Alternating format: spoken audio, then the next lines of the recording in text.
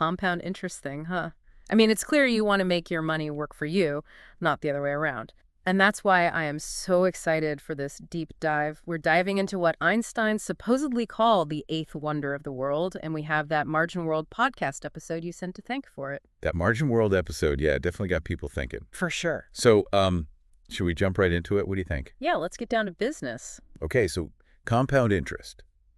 It's all about earning interest on your interest, basically. It's not just about making a profit, but it's about making your profit make more profit. Okay, so it's like that snowball effect where it like picks up more snow and gets bigger and bigger as it rolls downhill. It's not like linear. It's like that exponential growth. Exactly. It's like, imagine a seed. It's so tiny at first, right? But give it time and grows into this massive tree. Right. Compound interest, it's the same idea. Slow and steady growth that turns into something much bigger over time. And of course, the earlier you start, the more time that growth has to do its thing, We were talking about Sarah and John, right? Yes. From the Margin World episode. Exactly. That example really got me. Like, Sarah was investing $5,000 every year from ages 25 to 35. John invested the same amount, but from like 35 to 65. But Sarah still ended up with way more. It's crazy. That's the thing about it. It's like this delayed reaction thing, Totally. It's not always obvious at first, but over time, it makes a huge difference. It's like this hidden force, like quietly working in the background to grow your wealth. And speaking of hidden forces, didn't the Margin World podcast mention something called the Rule of 72? It's like a secret code for investors or something. Oh, yeah. Yeah, the Rule of 72. It's a great little trick. It's basically a shortcut to figure out how long it takes for an investment to double. Really? Yeah, just divide 72 by the annual interest rate. So, for example, if your investment's got an 8% interest rate, it'll take about 9 years to double. Easy peasy. So the higher the interest rate, the faster your money doubles. Is that what you're saying? Exactly. But here's the thing. You got to be patient. Compound interest, it's not some get-rich-quick scheme. It's a marathon, not a sprint.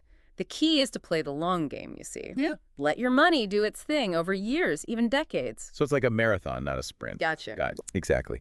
And, a lot of people make the mistake of trying to sprint. They get impatient and pull their money out before it's really had a chance to grow. So they're like digging up a young tree, like to see if the roots are growing, and then they end up killing it before it can really flourish. Yeah, like that. Exactly. Ouch. You gotta let it grow. It's like the tortoise and the hare. Slow and steady wins the race. Especially with compound interest. Warren Buffett, he's a great example. He's all about the long game, and look at him. Yeah, true.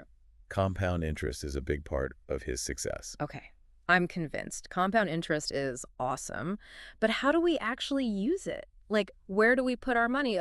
The Margin World podcast mentioned a bunch of options. Think of it like this. Your money needs a place to grow, right? Like a garden. Some gardens have more sun, better soil than others. Okay, I like that analogy. Right. So there are savings accounts, bonds, stocks, mutual funds, retirement accounts like your 401k, IRAs. You've got options. So if I see an account and it says interest, that's good, right? That means it's working for me. Well, not so fast. It's not quite as simple as that. It's not just about seeing the word interest. It's about understanding the potential. For example, take savings accounts. Yeah, they offer compound interest, but usually at very low rates, sometimes even lower than inflation. So you're saying you could be making money, but like not really keeping up with how much everything costs? Exactly. It's like running on that treadmill at the gym. Yeah. You're putting in the work, but are you actually going anywhere? Nope. That's why you got to be smart about where you plant your money, where it can really flourish, Okay, so what are those like fertile gardens you were talking about, the ones that can really make a difference? Well, historically, stocks have done really well, way better than savings accounts. Okay. It's like you're investing in companies directly, buying a little piece of their future. But like with any garden, there are going to be good times and, well, not so good times. So higher potential for those returns, yet it usually comes with higher risk. Yeah, risk and reward. Two sides of the same coin, I guess. So is there like a middle ground, something less risky than individual stocks, but maybe with better returns than those savings accounts? Absolutely. That's where mutual funds and ETFs come in. ETFs? Yeah. Exchange-traded funds. Yeah. Think of them like baskets of stocks, all bundled up. They're put together carefully, to represent different parts of the market or different investment strategies. And that's where diversification comes in. Like, you don't want to put all your eggs in one basket, right? Okay, yeah, diversification. I'm starting to get it now. But there are so many of those mutual funds and ETFs. How do you even know where to start? It's like a jungle out there. It can definitely feel overwhelming. A good place to start, though, is to think about you. Like, what are your financial goals? What's your risk tolerance? How long are we talking about investing for? So, someone who's saving for retirement, like way down the line, they'd make different choices than someone who's like saving for a down payment on a house. Exactly. If you're younger, you've got time on your side. You can handle a little more risk, maybe go for those high growth investments. If the market takes a dip, no big deal. You have time to recover. Someone closer to retirement, though, they might want to play it a little safer. Prioritize holding on to what they've already earned. Makes sense. So, it's all about finding what lines up with your own life and goals. Now, what about those retirement accounts? The margin world people, they were talking about 401ks and IRAs. Those seem like they'd be great for compound interest, especially with the whole tax thing. They're amazing tools. Think of retirement accounts like greenhouses for your savings. They protect your money, let it grow without a lot of outside interference, and yeah, the tax advantages could be really nice. Tax advantages. Now you're speaking my language. Break it down for me. Okay, so with traditional 401ks and IRAs, you often get to deduct your contributions from your taxes.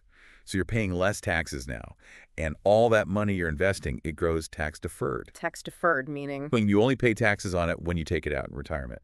And hopefully by then, you'll be in a lower tax bracket anyway. Ah, so you're putting off paying taxes until later when you might not have to pay as much. That's brilliant. But wait, there are also Roth 401ks and Roth IRAs, right? Didn't the podcast mention those? You're on top of it. With those Roth accounts, you're paying taxes up front, yeah. But get this, when you retire and start taking withdrawals, tax-free. Wait, so you're saying no taxes on all that sweet, sweet compound interest you've earned? You got it. Sign me up. That sounds amazing, especially if you think you'll be in a higher tax bracket later in life. Exactly. It's all about being strategic, figuring out what works best for you. Okay, so we've covered the where to invest part, but the podcast also talked about avoiding those compound interest pitfalls. It's like you're sailing along and bam, you hit a reef because you weren't paying attention. Love the analogy. And you're totally right. Even if you're doing everything else right, there are definitely some common mistakes that can really trip you up. One of the biggest ones is those pesky management fees. Fees. Yeah, especially with those actively managed mutual funds. Those fees, they might seem small, but they can take a big bite out of your returns over time, which means less money in your pocket. It's like a slow leak in your boat, right? You might not notice it at first, but eventually you're going down. Exactly. And Okay. it all adds up.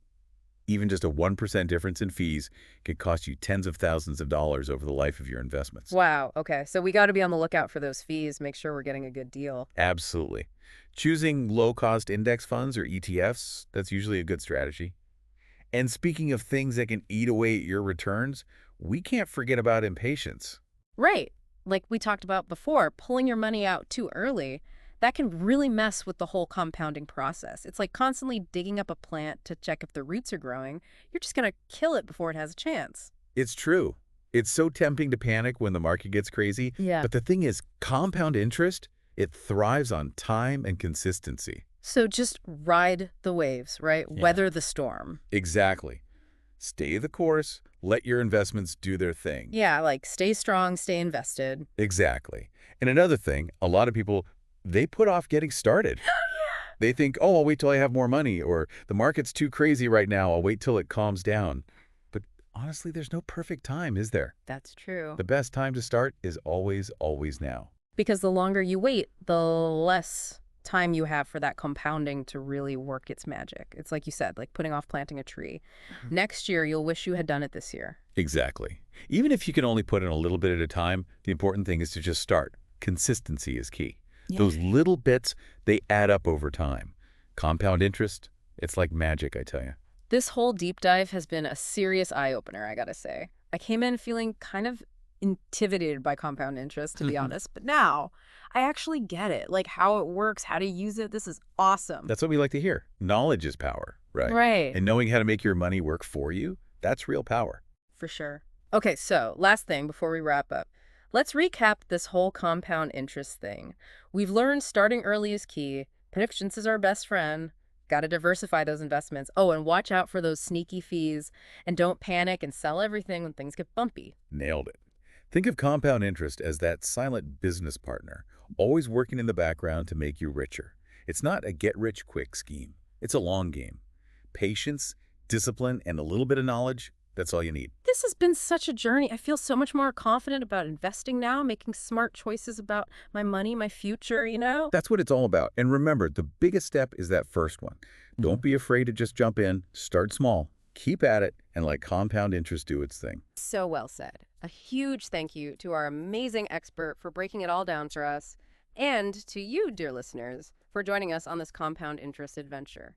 Remember, it's a marathon, not a sprint, and you've got this. Keep learning, keep growing that wealth, and we'll catch you in our next deep dive.